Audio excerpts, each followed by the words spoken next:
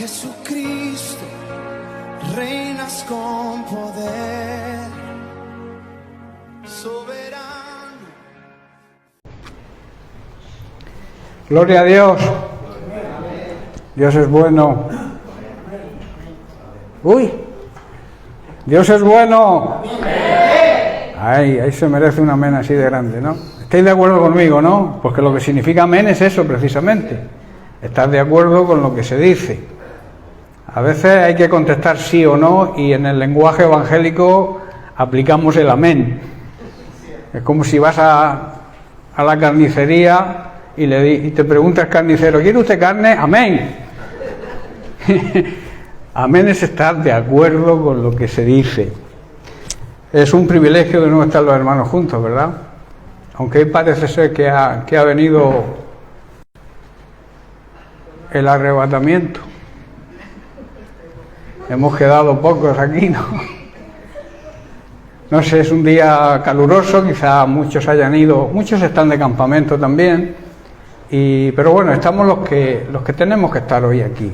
Es como he dicho, un privilegio que los hermanos puedan reunirse para buscar la presencia de Dios, buscar la forma de agradarle y sobre todo buscar la fórmula o la forma de recibir la palabra de Dios con un corazón, digamos, abierto, un corazón sencillo, un corazón libre de orgullo y de soberbia, para que la palabra de Dios pueda producir el efecto que debe producir en cada uno de nosotros.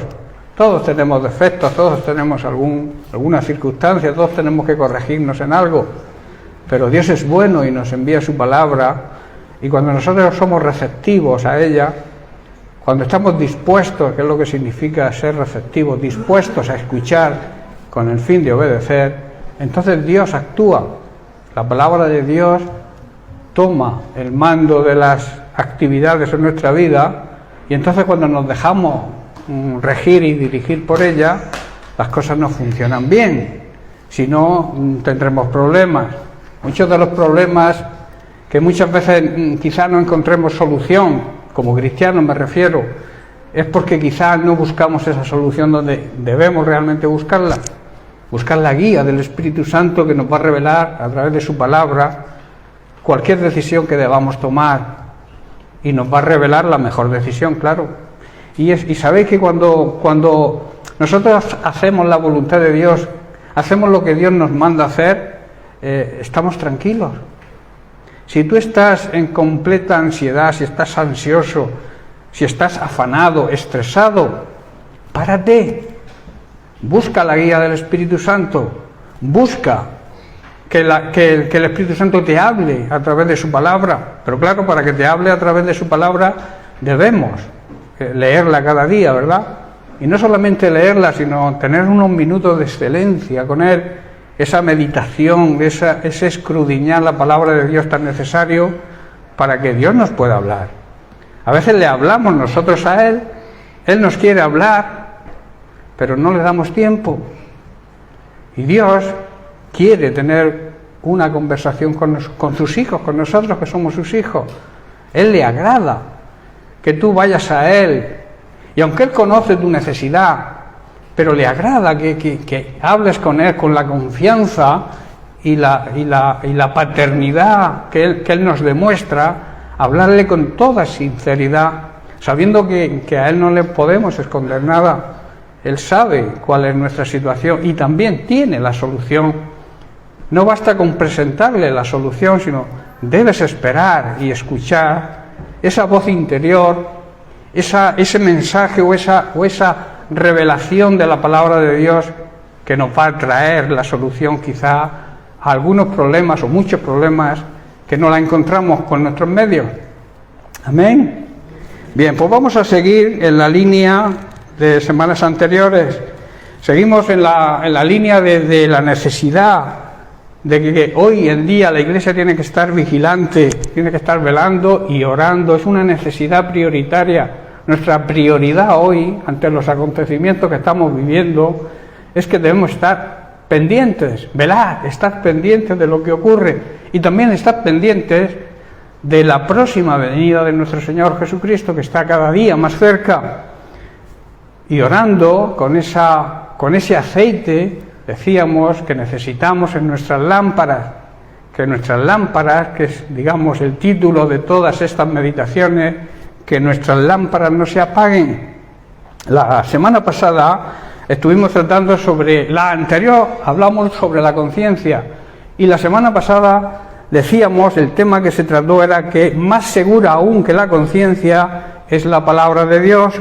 Hablamos de la seguridad que da la palabra de Dios a la hora de tomar decisiones.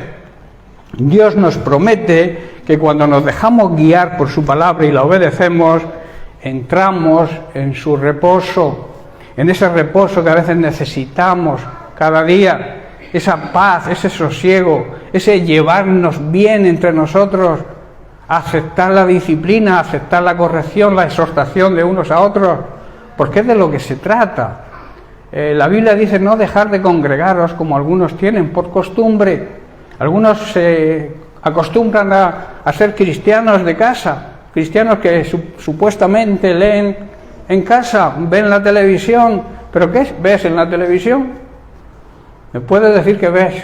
¿Estás todo el día viendo televisión cristiana? Igual acierto o me equivoco. Pero vosotros más que ninguno sabéis lo que veis a través de esa televisión. Pero lo importante, hermanos, es que nos podamos exhortar los unos a los otros. Y claro, si no nos vemos, si no nos congregamos, difícilmente podremos hacerlo. De ahí ese reposo, ese remanso que trae el obedecer la palabra de Dios, esa tranquilidad de sentirnos todos en unión, en paz los unos con otros. Nuestro reposo, decíamos también la semana pasada, nuestro descanso, nuestra tierra prometida, es la salvación, es la vida eterna. De ahí que el autor de Hebreos hable del temor a perderla. Lo leímos en Hebreos 4, versículo 1. Dice, temamos, pues, no sea que permaneciendo aún la promesa, porque la promesa sigue vigente, de entrar en su reposo, en su descanso, alguno de vosotros, y se dirige a la iglesia, parezca no haberla alcanzado. Hermanos, debemos avivar y no descuidar el don del Espíritu Santo que está en nosotros y que un día, por la gracia de Dios, recibimos, procurando, hermanos, que nuestras lámparas, con esa unción del Espíritu Santo, se mantengan siempre encendidas. Debemos, hermanos, ¿os acordáis del fuego que teníamos cuando nos convertimos? ¿Os acordáis del primer amor? Era precioso, ¿verdad? No pensábamos en otra cosa, hablar del Señor a todo aquel que se ponía por delante, esa experiencia que habíamos experimentado, queríamos transmitirla a los demás, queríamos estar siempre en la presencia de Dios, siempre buscando el consejo y la sabiduría en su palabra. Eso habla del primer amor, pero lamentablemente se va enfriando y necesitamos guardarnos ese privilegio, ese don del Espíritu Santo que por la gracia de Dios nos fue concedido. Quizá no valores o perdamos ese primer amor, nos llevaba a valorar lo que era estar en la presencia de Dios, pero como ocurre con muchas cosas, nos vamos enfriando y al enfriarnos perdemos grandes bendiciones del Señor. Perdemos grandes consejos que el Señor quiere darnos a través de una intimidad con Él. Debemos tener intimidad con Él. Recordamos, la semana pasada hablamos que los levitas tenían la obligación de cambiar el aceite y limpiar las teas de las lámparas todos los días 2 veces. Y hablábamos de qué bueno sería aprender la enseñanza, de que nosotros removiéramos la palabra de Dios 2 veces al día, profundizáramos en ella, buscáramos la unción del Espíritu Santo. La Biblia dice que tenemos que ser llenos del Espíritu Santo, y en el original dice continuamente llenados, o sea, necesitamos ser llenados por el desgaste de la vida, por el desgaste que llevamos, el estrés y tantas cosas. Digamos que la unción del Espíritu Santo se va apagando. Por eso es necesario buscar la presencia de Dios como mínimo 2 veces al día, para que esas lámparas se mantengan con el aceite suficiente. Repetidas veces, Pablo le advierte a su discípulo Timoteo y le dice, no descuides, no olvides el don espiritual que recibiste. También le dice, ten mucho cuidado de cómo vives y de lo que enseñas. O sea, ten cuidado contigo mismo. Mantente firme en lo que es correcto por el bien de tu propia salvación y la de quienes te oyen y te observan. Estas eran exhortaciones de Pablo a Timoteo, pero son exhortaciones para nosotros hoy, para su iglesia. Debemos, mediante el poder del Espíritu Santo, hermanos, que vive, y todos sabemos que vive en nosotros, debemos guiar con cuidado nuestra vida, guiados por la preciosa verdad que el Espíritu Santo nos ha confiado. Dios nos ha confiado a nosotros una gran verdad, que es el mensaje del Evangelio. Y tenemos que mantenernos firmes, cuidar, no descuidar nuestra relación con Dios, porque incluso perderemos la dirección, incluso malinterpretaremos muchos versículos de la Biblia. Estoy preparando un tema para las próximas semanas sobre los versículos que a veces son claros, que los entendemos perfectamente, pero también hay otros versículos que cuesta entender. Entonces los que se entienden fácilmente no hay problema, pero a veces se entienden fácilmente, pero no se llevan a la práctica fácilmente. No sé si entendéis, cuesta, son tan claros que nos cuesta. Cuando son así un poco dudosos, pues decimos, bueno, unos dicen una cosa, otros dicen otra. Pero si tú te preocupas de la esencia del Evangelio, si tú te preocupas de que la palabra de Dios nadie te la tuerza, nadie te la saque de contexto, porque a veces sacamos el texto del contexto y hacemos un pretexto para no hacer lo que realmente dice la palabra de Dios. Un ejemplo, simplemente un ejemplo, porque estoy trabajando en esto. En el Sermón del Monte, que sabéis que es desde el capítulo 5 al capítulo 7, el Sermón del Monte es una predicación que, aunque si nosotros nos ponemos a estudiar eso, igual tenemos para 10 predicaciones, yo creo que el Sermón del Monte Jesús no tardó más de 15 minutos en exponerlo. Y hay un versículo que está en Mateo 7, verso 7, que dice, pedid, ¿y qué? Y se os dará. Si tú sacas ese versículo del contexto de todo el Sermón del Monte, dice, todo lo que le pida al Señor, Él me lo va a dar. ¿No? Pedid y recibiréis. Amén, todo el mundo, ¿no? Pero como estudiaremos, para pedir y recibir hay unas condiciones.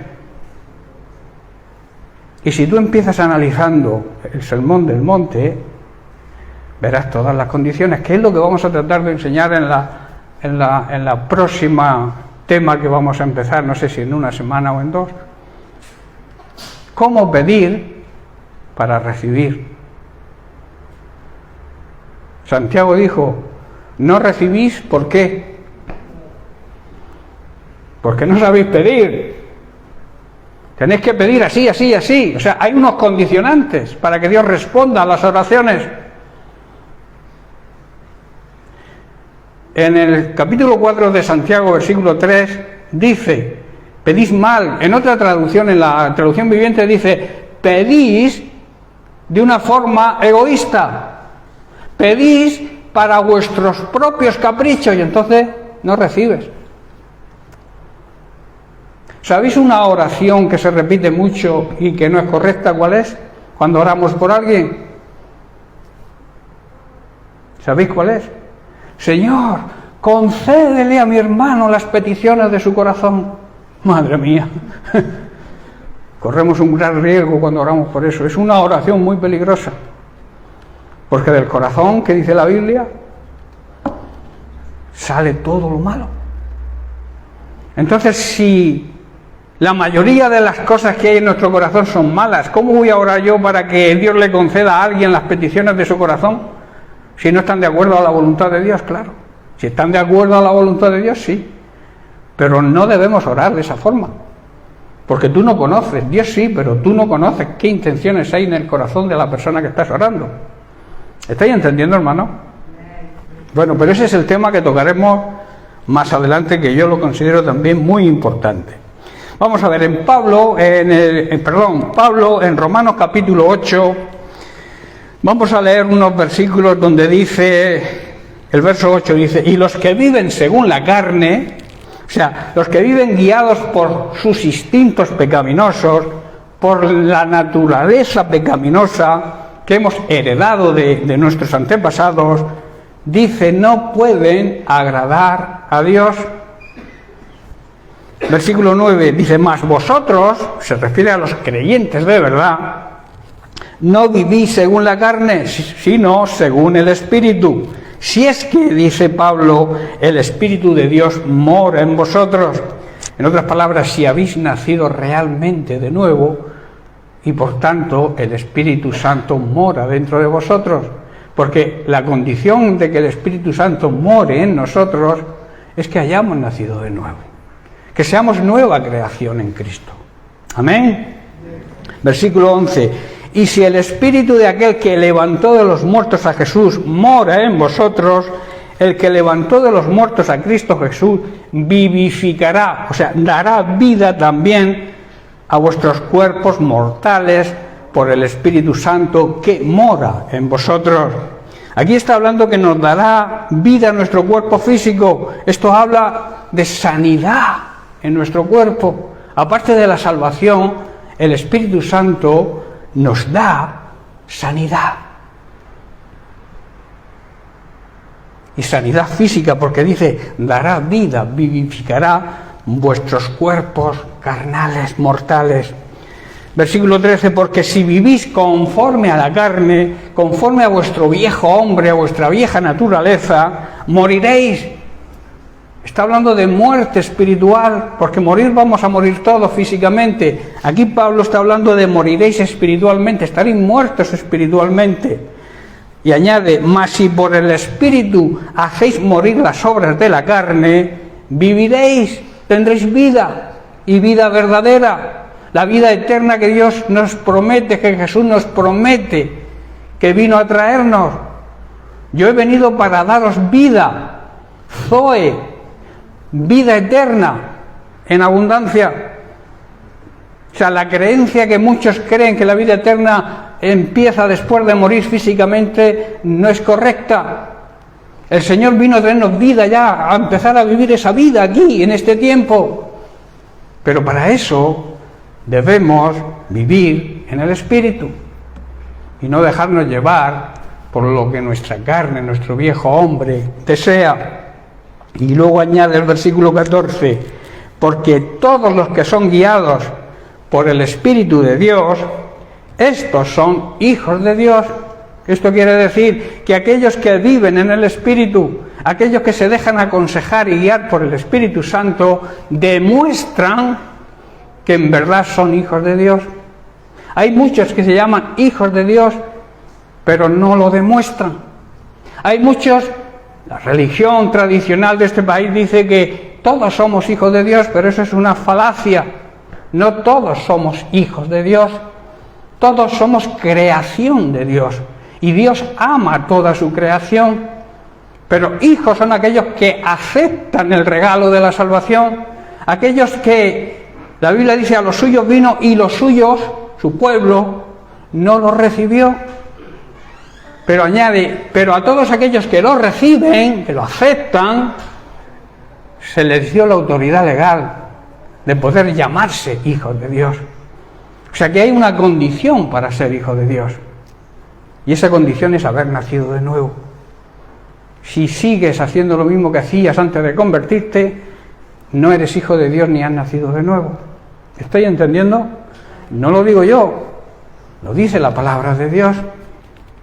La palabra de Dios, como decíamos, es viva, es eficaz, tiene vida propia y además tiene poder para cambiar las vidas. Y es más cortante que cualquier espada de dos filos, decíamos, ¿verdad?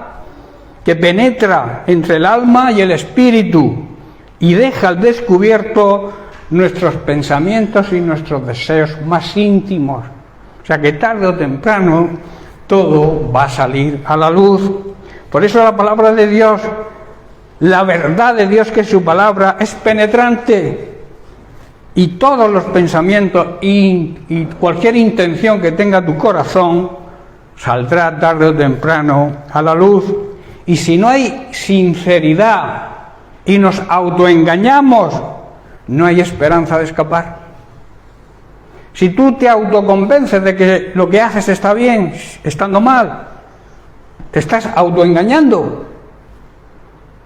Y con el peligro de no escapar de la condenación. Y esto va dirigido a la Iglesia, hermano. A veces tenemos la tendencia de aplicar estos versículos a la gente inconversa. Pero la Biblia está escrita para la Iglesia. Y cuando las personas se convierten por nuestro trabajo de evangelización y de testimonio, entonces empiezan a leer la Biblia y empiezan a aplicar la Biblia a su vida. Las personas que niegan a Dios, que no creen en Dios, no leen la Biblia. Entonces la palabra de Dios es para ellos, pero cuando se convierten, para aprender y crecer como iglesia. Para eso están instituidos los 5 ministerios, ¿no? Para la edificación y el crecimiento de su iglesia. La prueba, y esto es un tema que comenzamos, la prueba nos mantiene con las lámparas encendidas. Los problemas, las dificultades nos hacen que las lámparas estén encendidas. Como alguien ha dicho, no sé quién lo ha dicho, cuando todo nos va bien, nos olvidamos de Dios.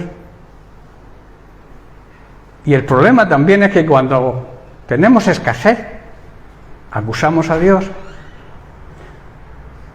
Por eso Salomón dijo: dame el pan necesario, no me des riquezas, ni tampoco pobreza, dame lo necesario, para que no murmure de ti. Cuando tú tienes tu necesidad cubierta y vives en el orden de Dios, vives en el reposo que hablábamos la semana pasada. Pero si tú estás ansioso por conseguir cada día más riquezas, o estás en un nivel de pobreza que no se cubre tu necesidad, los dos extremos son malos. Porque si tienes riquezas te olvidas de Dios, y si no las tienes te acuerdas de Él para acusarlo. ¿Me estáis comprendiendo? O sea, otra manera de mantener nuestras lámparas encendidas es entendiendo y sabiendo que las pruebas nos purifican. La palabra de Dios nos habla que para que el Señor nos pueda usar, escuchar bien, para que podamos ser útiles en su reino, debemos ser purificados después de haber sido llamados. ¿Estáis entendiendo? Dios te llama, Dios te escoge, Dios te elige, porque Él dice que no me elegisteis vosotros a mí, yo os elegí a vosotros. Este te elige, te llama, pero luego tiene que purificarte para poder ser útil en su reino. Cuando el Señor nos llama, nos purifica por medio del fuego de la prueba. Y ese llamado es un despertar a una vida al servicio de Dios, que es el propósito de todo llamado de Dios, que hagamos una vida de servicio a Él, a su obra, y servicio también a los demás. Vamos a ver una respuesta al llamado de Dios con una gran enseñanza sobre la necesidad de que el fuego del Espíritu Santo no se apague en nuestra vida. Se trata de la respuesta al llamado de Dios del profeta Isaías. Lo leemos en Isaías capítulo 6, a partir del 5, versículo 5. Vemos que Isaías tuvo una visión celestial, vio al Señor en su trono, y al ver su estado real en comparación con esa visión, dijo, versículo 5, ¡ay de mí que soy muerto! Porque siendo hombre inmundo de labios y habitando en medio de un pueblo que tiene labios inmundos han visto mis ojos al Rey, a Dios de los ejércitos. Dice el versículo 6, y voló hacia mí uno de los serafines, teniendo en su mano un carbón encendido, tomado del altar con unas tenazas. Dice que en aquel momento, en ese momento de la visión, vio que uno de los seres angelicales voló hacia él y con un carbón encendido que había tomado con unas tenazas. Versículo 7, y tocando con él sobre mi boca, dijo, he aquí que esto, o sea, el carbón encendido, tocó tus labios y es quitada tu culpa y limpio tu pecado. Isaías aquí está diciendo que este ángel, este serafín, tocó con un carbón encendido mi boca. Hermanos, esto habla de prueba, puesto que implica dolor y sufrimiento. Si no, haz la prueba. Acércate una brasa a los labios, a ver si te produce algún bienestar. ¿Verdad que no? Produce dolor y sufrimiento, que es lo que nos produce las pruebas. Y dijo, mira, esta brasa ha tocado tus labios, tu maldad, a través de esa simbología, tu maldad ha sido quitada, tus culpas te han sido perdonadas, has sido purificado. Qué bueno, ¿verdad? Que entendiéramos esto. Dice el versículo 8, después de esto oí la voz del Señor que decía, ¿a quién enviaré y quién irá por nosotros? Entonces respondí yo, heme aquí, envíame a mí. Aquí Isaías está diciendo, oí, escuché la voz de Dios que me decía, ¿a quién voy a enviar? ¿Quién será mi mensajero? Y yo respondí, envíame a mí, y yo seré vuestro mensajero. Vuestro, habla en plural. Y esto quiere decir, y habla de la Trinidad de Dios, que muchos niegan. Y dijo, versículo 9, anda y di a este pueblo, oíd bien, y no entendáis, ved por cierto, mas no comprendéis. Dicho de otra manera, ve y dile a este pueblo, por más que oigan no van a entender, por más que miren no van a comprender. ¿Por qué? Porque están dormidos y tenéis que despertar. Isaías, después, como he dicho, de contemplar la grandeza de Dios en esa visión celestial, pasa por un doloroso proceso de limpieza, de purificación, antes de cumplir la difícil tarea que recibiría del Señor de anunciar al pueblo lo que hemos leído. Hay que hacer énfasis, y esto es importante que lo entendamos, en que Dios no llama directamente a Isaías. La Biblia dice que Isaías oyó a Dios en su Trinidad. Oyó preguntar a Dios, ¿a quién enviaré? Eso es un llamado a todos. Es un llamado universal. ¿Quién irá por nosotros? Ese nosotros, precisamente, como he dicho, habla de la Trinidad, habla de tres personas con una voluntad propia, pero con la misma esencia, con la misma visión y con el mismo sentir. De la misma manera que Isaías, nosotros hemos sido llamados, ¿no? Hemos sido elegidos, escogidos, seleccionados para cumplir también una difícil tarea, que no es otra de ser testimonio y anunciar el Evangelio de salvación a todos aquellos que nos rodean. Pero al no encontrarnos limpios, puesto que vivíamos en el lodo cenagoso del pecado en el que vive este mundo que nos rodea, el Señor, para rescatarnos y poder usarnos, tiene que hacernos pasar por un proceso de purificación, por el fuego de la prueba, que al igual que a Isaías no nos va a resultar doloroso, pero que es necesario, hermanos, es necesario si queremos servirle y representarle de una manera digna, ser su voz para transmitir su mensaje. Para eso debemos ser probados, purificados a través de la prueba. En 1 de Pedro capítulo 1, versículos 6 y 7, Pedro, hablando de la esperanza de la vida eterna, dice lo siguiente: en lo cual, o sea, en esa esperanza, vosotros os alegráis, aunque ahora por un poco de tiempo, si es necesario, o sea, es necesario, tengáis que ser afligidos en diversas pruebas. ¿Para qué? Versículo 7, para que sometida a prueba vuestra fe, que es mucho más preciosa que el oro, el cual el oro, aunque perecedero, se prueba con fuego, para que de esta forma vuestra fe sea hallada en alabanza, gloria, honra, cuando sea manifestado Jesucristo, o sea, cuando Él aparezca a recoger a su iglesia en su segunda venida.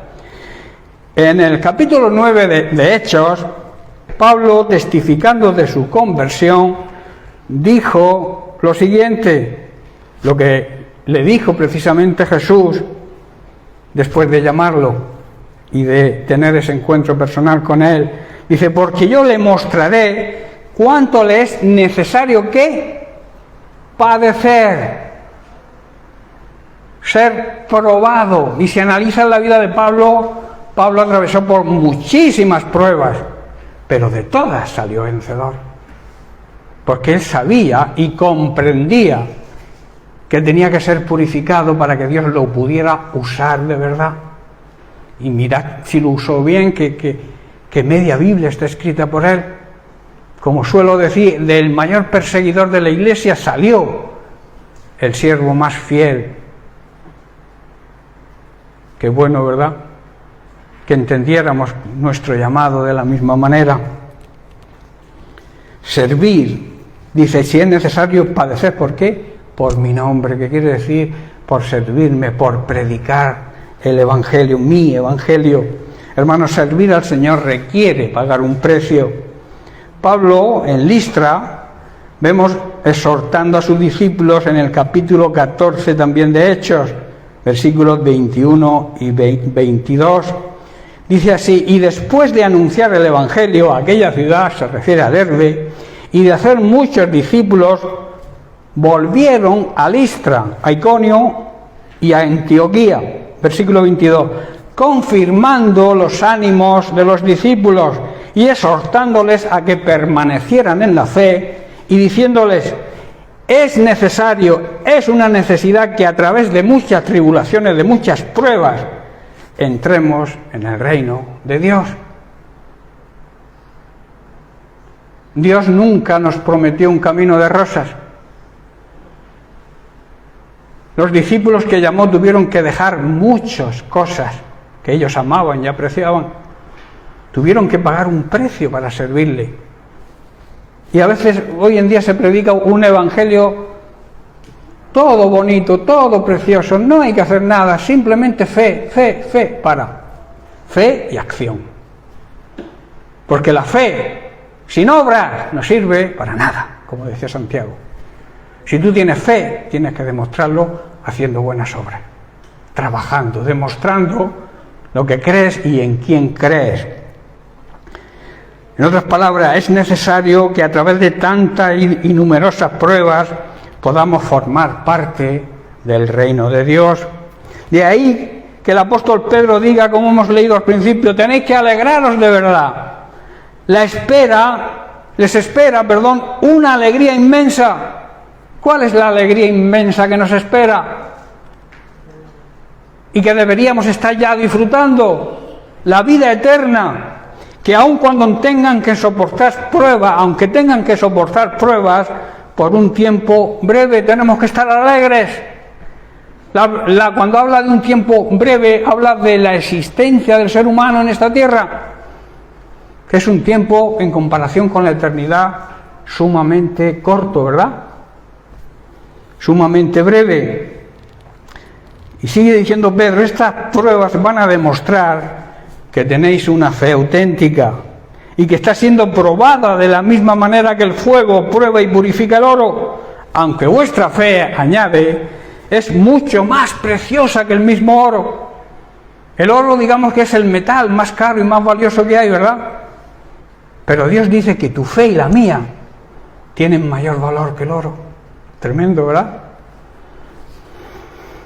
Y luego añade, y esto es una gran promesa para nosotros, dice: entonces vuestra fe, al permanecer firmes durante tantas pruebas, les traerá ¿qué? Mucha alabanza, gloria y honra. ¿Quién nos va a dar esa alabanza, esa gloria y esa honra? Eso vendrá de parte del mismo Dios hacia nosotros. El Señor nos va a alabar, nos va a dar gloria y nos va a honrar. Pero con la condición de que nosotros hagamos eso mismo por Él antes. Que le demos toda la alabanza, toda la gloria y toda la honra que se merece. Porque Dios dice que Él honra a quien le honra a Él.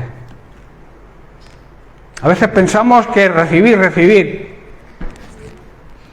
Pero para recibir, primero hay que dar. Para recibir de parte de Dios todo lo que Él tiene para nosotros, nosotros debemos darle nuestra vida, dedicar nuestra vida a su servicio. ¿Estáis entendiendo, hermano? Apocalipsis 1:7, porque dice que en el día que Jesucristo se ha revelado es cuando recibiremos toda esa gloria, toda esa alabanza y la honra del propio Dios. El día en que Jesucristo se ha revelado ¿a quién? A toda la humanidad. Y ese día lo habla Apocalipsis capítulo 1, verso 7. Dice: he aquí viene Jesucristo con las nubes. Y añade: y todo ojo le verá. Todo ojo quiere decir incrédulos, creyentes, toda la humanidad le verá. Y los que le traspasaron y todos los linajes de la tierra se lamentarán por él. Tremendo, ¿verdad?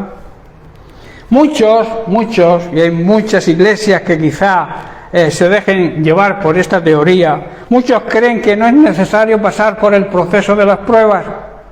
Predican un evangelio light que a todo el mundo le agrada. Quizá tengan las congregaciones más grandes, pero el hecho de que tengan mucho número de congregantes o de supuestos creyentes no quiere decir que estén en la verdad. Un grupo pequeño de creyentes, de rodillas orando, de creyentes auténticos, tienen más poder que iglesias de 4 o 5 mil miembros que solamente escuchan lo que quieren escuchar y que les predican lo que quieren escuchar para agradar su oído. Donde dos o tres estén reunidos en mi nombre, mi gloria. Ahí se refiere, mi gloria, mi presencia, mi gloria está ahí con vosotros. La palabra que empleaban los judíos para la gloria es Sekinat, la gloria de Dios. Si tú te pones de acuerdo con tu hermano, dos,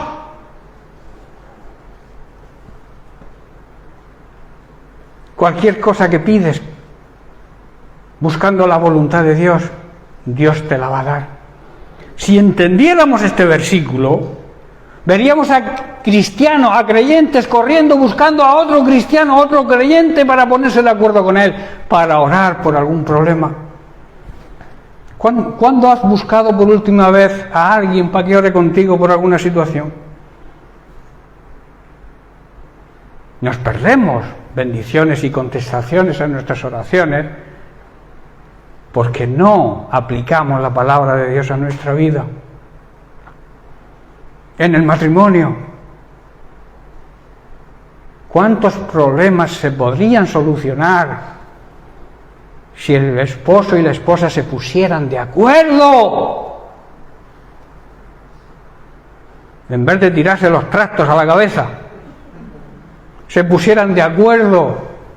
¿Cuántos problemas con los hijos? ¿Cuántos problemas en el matrimonio?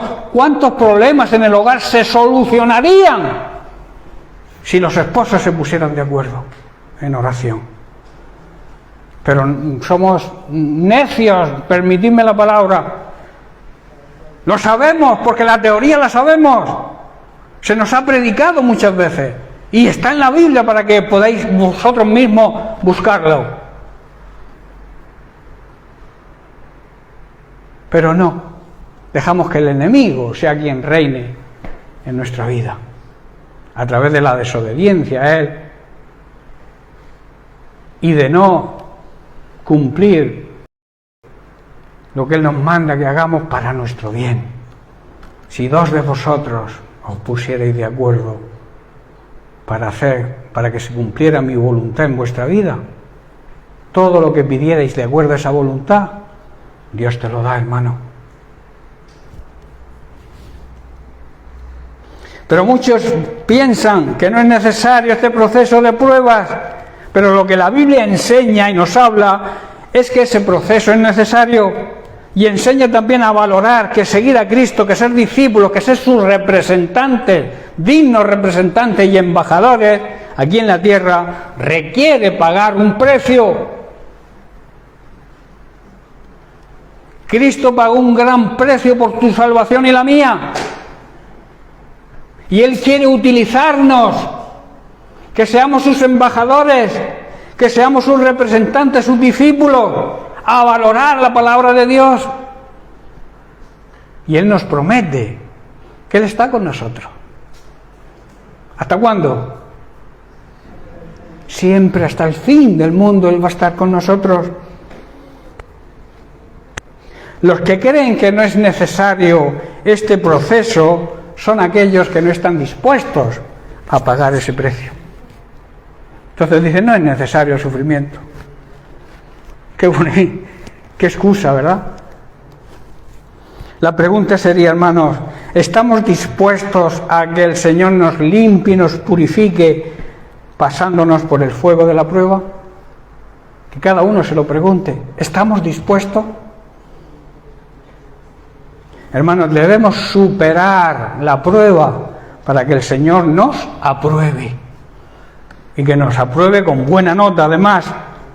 Y nos confíe entonces el hermoso trabajo de servir en su obra, que es un hermoso trabajo, hermanos. Es un privilegio, pero también es una obligación que el Señor nos ha encargado. En Juan capítulo 16, versículo 8, Jesús mismo, hablando del Espíritu Santo, dice: y cuando venga Él, o sea, el Espíritu Santo, convencerá al mundo, a la humanidad de pecado, convencerá de la realidad del pecado, de no creer en Jesucristo y también de las consecuencias que esto conlleva. También dice que convencerá de justicia, que quiere decir de la justicia divina, que significa que toda persona recibirá el premio o el castigo según merezcan sus hechos. Y por último, de juicio, del juicio por el que tendrá que pasar toda la humanidad, quieran o no quieran. En Mateo capítulo 13, verso 49, dice que al final de los tiempos los ángeles, sus alguaciles, podemos llamarlos así, tendrán la misión de separar a los buenos de los malos.